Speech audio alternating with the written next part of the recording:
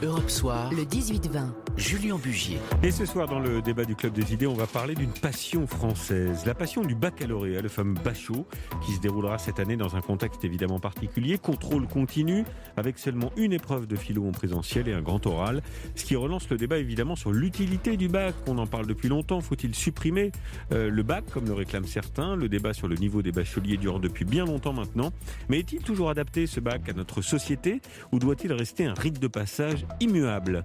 On en parle ce soir avec nos invités. Alain Bentolila, bonsoir. Bonsoir. Vous êtes professeur de linguistique à l'Université de Paris, auteur de Nous ne sommes pas des bonobos, créateurs et créatures aux éditions Odile Jacob. On en parle également avec Laurent Fragerman, bonsoir. Bonsoir. Vous êtes professeur agrégé d'histoire au lycée Lamartine de Paris et associé au Centre d'études et de recherche sur les liens sociaux.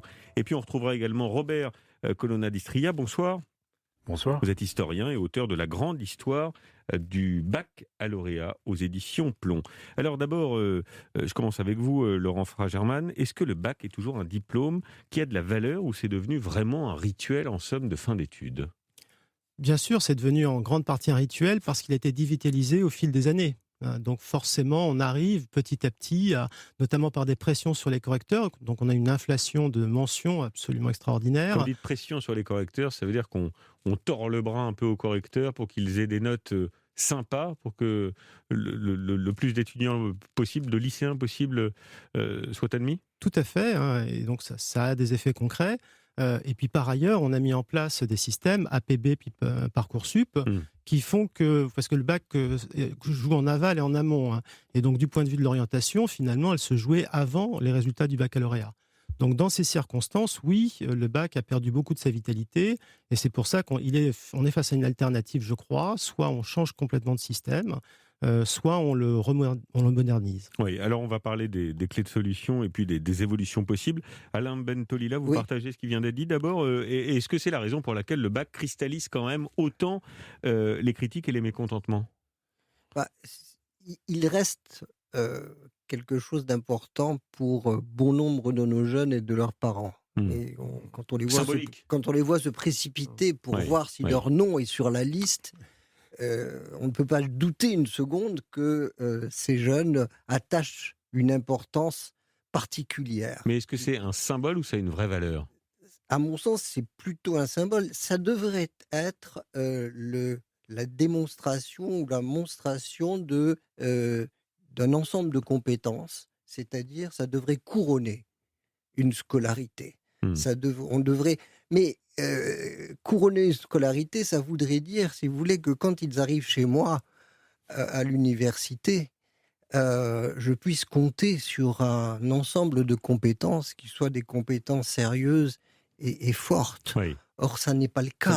Ça n'est pas le cas. Il y a 2 ans, je continue à faire une vraie dissertation de linguistique, bien sûr. Et j'avais là, à peu près, j'avais mis moins de 2 sur 20 à peu près un quart des copies. Oui, mais vous êtes peut-être un prof un peu sévère. Non, pas du tout. Je les ai reçus un par un. Oui. Et je leur ai lu leurs copies. Oui. En leur disant, ça n'est pas parce que vous faites trop de fautes d'orthographe, j'en ai pris mon parti. Mais c'est parce que je ne comprends pas ce que vous voulez me dire. Et je leur ai lu et ils ont, pour la plupart, accepté de me dire oui, c'est vrai, mais est-ce que c'est bien ma copie ? Oui. Alors, j'ai une question pour vous, pour prolonger ce qui vient d'être dit. Je vais la poser à Robert Colonna d'Istria. On va parler de la baisse, apparemment, du niveau du bac. Mais est-ce que le bac est toujours adapté au monde moderne, Robert Colonna d'Istria ? Probablement, oui. Encore faut-il savoir ce qu'est le bac et à quoi il sert. Or, depuis qu'il existe, depuis 200 ans, il y a une espèce d'ambiguïté. À quoi sert le bac ? Est-ce que c'est un certificat de connaissance qui garantit de bonnes bases, effectivement un certain niveau, ou bien est-ce que c'est, et ce n'est pas incompatible d'ailleurs, ou bien est-ce que c'est le premier diplôme de l'enseignement supérieur, ce que c'est toujours sur le papier, qui permet à des jeunes gens de poursuivre des études supérieures. supérieur. Et alors, depuis 200 ans, on ne sait pas très bien ce que c'est. Oui. On ne sait pas très bien ce que c'est, et disons que la fonction certificative, pour employer des mots savants, du baccalauréat semble avoir, pendant longtemps, pris le pas sur le fait que ce diplôme était le premier de l'enseignement supérieur. Ça, c'était en gros jusqu'à la Deuxième Guerre mondiale, à peu près. Alors, vous me permettez de faire une petite incise, parce que vous parlez d'histoire, je comptais le faire, vous m'avez précédé. Le bac a été créé en 1809, à l'époque il n'était que 39 candidats contre 700 000 aujourd'hui, d'ailleurs tous issus de la grande bourgeoisie en 1809 évidemment. C'est sous l'impulsion de Napoléon Ier qui décide d'en faire un diplôme d'entrée à l'université pour former les élites au fonctionnement du pays et créer les lycées. Le texte paraît le 17 mars 1808. Je voudrais vous le lire ou en lire quelques extraits parce que c'est vraiment ce qu'on retrouve aujourd'hui et on voit qu'il a peu évolué finalement. Les grades, dit le texte, dans chaque faculté seront 3. Baccalauréat, licence, doctorat. Pour être admis à subir l'examen du baccalauréat dans la faculté des lettres, il faudra être âgé d'au moins 16 ans, répondre sur tout ce qu'on enseigne dans les hautes classes de lycée. On ne sera reçu bachelier dans la faculté des sciences qu'après avoir obtenu le même grade dans celle des lettres, et ainsi de suite. Alors, en 1880, Jules Ferry, par décret, met fin au monopole au profit de la littérature française. 10 ans plus tard, le bac devient le bac avec un tronc commun, ce qu'il popularise. 1960, 32 000 bacheliers, 237 000 en 70, et puis en 1985, Jean-Pierre Chevènement, alors ministre de l'Éducation nationale, fait cette déclaration.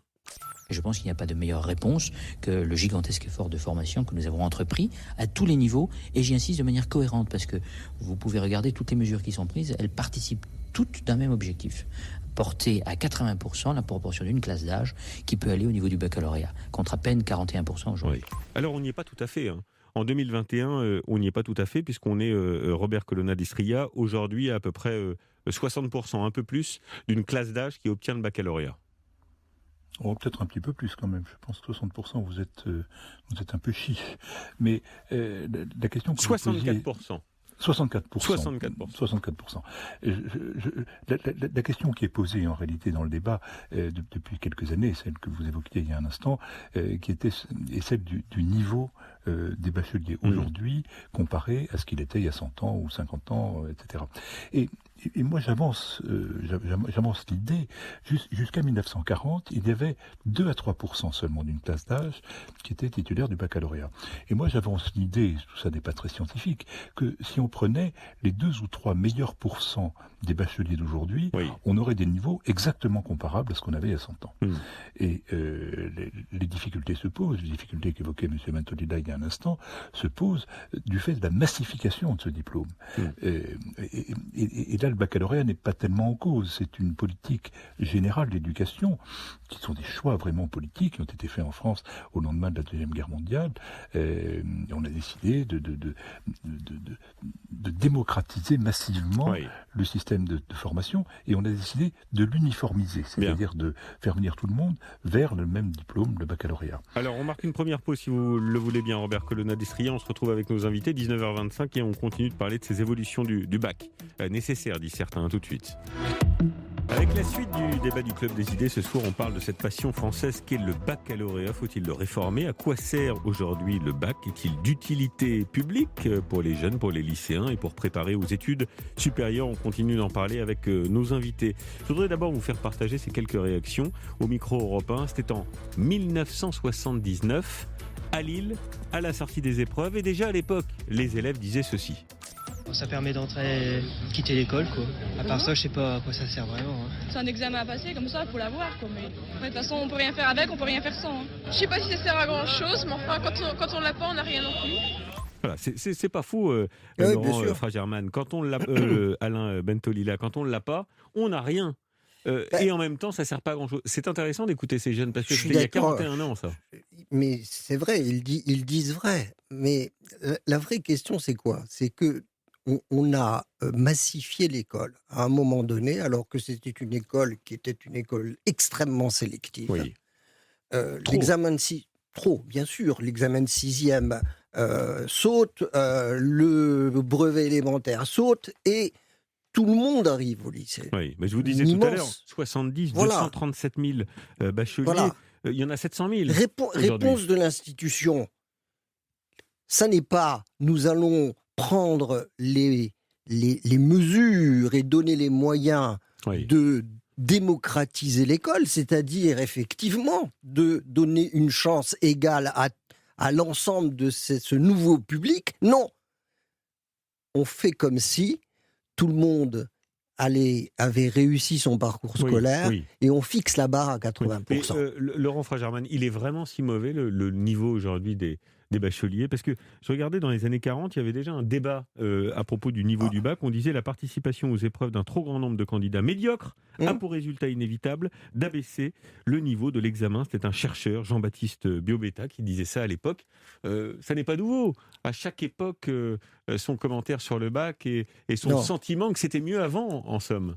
Alors, il faut être clair, pour reprendre l'exemple de tout à l'heure, la dissertation n'est plus à l'épreuve du baccalauréat. Moi, en tant qu'enseignant en lycée, je formate mes élèves à une épreuve qui ne comporte plus d'introduction, de dissertation, ni même forcément de plan. Vous avez le sentiment qu'ils sont moins intelligents qu'ils l'étaient avant ? Non, pas du tout. Maintenant, il faut effectivement une épreuve. À chaque époque à ses exigences. Je crois que par exemple, là, ce qui manque beaucoup, c'était ce qu'on faisait en partie avec le travail personnel encadré, c'est-à-dire aussi mesurer les compétences en termes de projet, en termes de travail interdisciplinaire, en termes de... Voilà.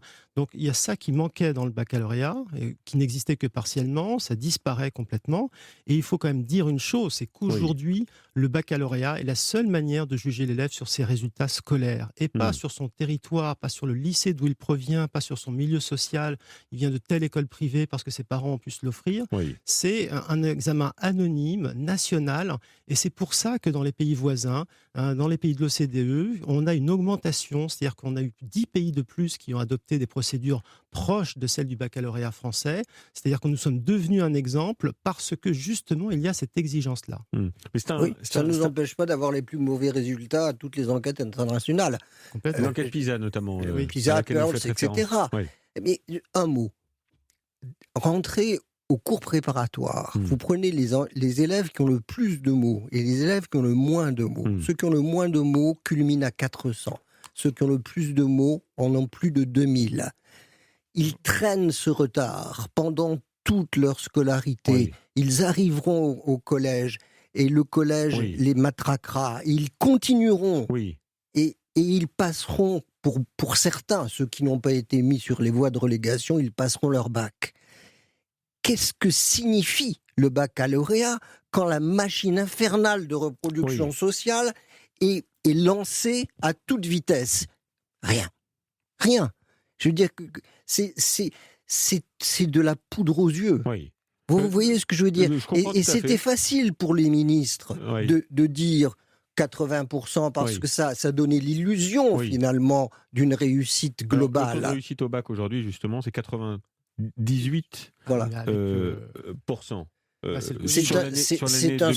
C'est un score d'élection de dictateur. C'est le contrôle continu avec le Covid. C'est le contrôle continu avec le Covid. Mais quand même, on est sur des ratios qui sont très élevés. Bachar el-Assad avec un taux de réussite qui a évolué considérablement. Qui redescendrait si c'était une épreuve nationale à la fin de pandémie. Alors qu'est-ce qu'on fait aussi quand on a dit ça? Comment est-ce qu'on fait évoluer le baccalauréat pour en faire et lui redonner peut-être la valeur, si je vous entends, qui lui manque aujourd'hui? Non. On change tout. On change tout. C'est-à-dire depuis la maternelle, on réforme en profondeur la maternelle, on fait en sorte que les enfants les plus en difficulté apprennent véritablement à lire et à écrire, et que leur capacité C'est un travail de fond. De fond, bien sûr. Mais en attendant, qu'est-ce qu'on fait autour du bac? Est-ce qu'on change les épreuves? Est-ce qu'on transforme le bac en un bac de contrôle continu, Laurent Fragerman? Est-ce que ce sont ça les pistes à aller chercher? Non, parce que si on fait une notation locale, c'est plus le baccalauréat. Donc on donnera une médaille pour faire plaisir aux familles, mais on leur mentira. Donc moi, je prône au contraire un baccalauréat modernisé, c'est-à-dire avec une part de contrôle continu. Par exemple, pour les options, il y avait trop d'options, il y avait une inflation. Enfin, voilà. Il faut se recentrer sur les matières fondamentales il faut, de mon point de vue, justement permettre une orientation qui se fasse sur des critères plus objectifs. Ce que dit M. Bentolila est tout à fait fondé. Il y a un besoin d'accompagnement, il y a beaucoup de choses à changer dans le système, mais ce n'est pas en cassant le thermomètre qu'est le baccalauréat, qui une de ses fonctions, c'est l'évaluation aussi du système. Ce n'est pas en le cassant qu'on arrivera à quelque chose, d'autant que pour la suite, là on est dans la période de Parcoursup, mes élèves sont inquiets, il faut bien le dire, c'est le flou absolu, on n'a plus de boussole. Donc on a besoin au contraire de remettre un peu de clarté, même si je suis bien d'accord, j'en conviens, ça ne réglera pas tout. Et si on avait une prépa pour tous? Parce que moi je rêve que mes étudiants ne m'arrivent pas comme ça en licence, et qu'ils arrivent en prépa et qu'on ait une année tranquille. De transition. Pour qu'ils choisissent avec pertinence, deux, que l'on arrive, parce qu'il faut commencer très tôt, mais pour ceux qui auraient encore des lacunes, on aurait le temps de travailler là-dessus. Quelle est la finalité d'obtenir le bac, au fond? Faire des études supérieures? Quelle étude supérieure? Est-ce que ça ne donne pas quand même un acquis nécessaire, peut-être insuffisant pour rentrer dans vos cours, mais un acquis nécessaire pour s'en sortir dans la vie et avoir le bagage pour trouver un travail? Avoir le bac, c'est formidable parce que on ne se fait pas mépriser parce qu'on ne l'a pas. C'est ça le bac. Le bac, c'est voilà. Mais je l'ai. Moi aussi, je l'ai. Moi aussi. Voilà. Et à partir de ce moment-là, effectivement. Mais si ça peut donner un peu de confiance en soi, c'est déjà pas mal. Oui, non, mais c'est pour ça que moi je suis ému quand je vois ces jeunes qui vont chercher leur nom. C'est formidable. Mais j'ai tendance à dire, ne vous laissez pas avoir. La vie telle qu'elle est aujourd'hui exige une résistance intellectuelle forte, parce que les médias sont dangereux, pas les vôtres. Mais... Je vous en remercie. Alors l'éducation est un sujet qui me passionne à titre personnel et qui est passionnant pour le bien public, donc on vous réinvitera pour faire un grand débat sur la refonte du système éducatif français. On reviendra. Merci à tous les trois, merci d'avoir participé au Club des Idées. On marque une pause, on se retrouve dans un instant. Tennis, place à Roland-Garros, on est en direct avec Cédric Pioline. À tout de suite. Europe Soir, le 18-20, Julien Bugier.